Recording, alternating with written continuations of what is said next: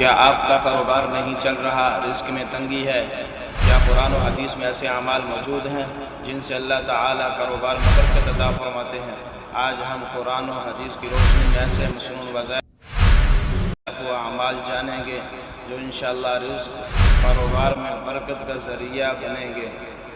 اس موضوع پہ یہ بات واضح کرتا جاؤں کہ نفع اور نقصان کا مالک صرف اللہ ہے۔ وظائف صرف اس وقت فائدہ دیتے ہیں جب وہ اخلاص، حلال کمائی اور اللہ پر بھروسے کے ساتھ کیے جائیں۔ استغفار کی کثرت کرنا۔ سورۃ نوح کے اندر اللہ تبارک و تعالیٰ فرماتے ہیں اپنے رب سے معافی مانگو، وہ بارش، مال اور اولاد میں اضافہ عطا فرمائے گا۔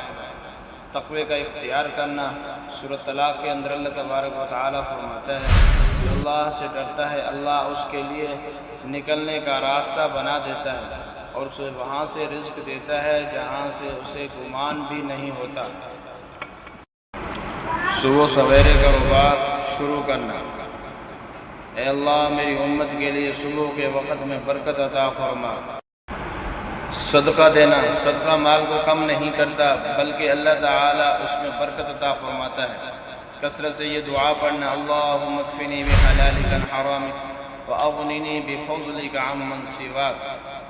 اے اللہ مجھے اپنے حلال کے ذریعے حرام سے بچا، اپنے فضل سے مجھے اپنے سوا سب سے بے نیاز کر دے۔ ویڈیو کا اختتام آخری پیغام یاد رکھیں، صرف وظیفہ کافی نہیں بلکہ حلال، تجارت، دیانت داری، سچائی، نماز کی پابندی اور اللہ پر کامل بھروسہ ہی کاروبار میں حقیقی برکت کا راز ہے۔ اگر آپ کو یہ پیغام پسند آیا ہے تو ضرور شیئر کریں تاکہ کسی پریشان حال مسلمان تک یہ بات پہنچ جائے۔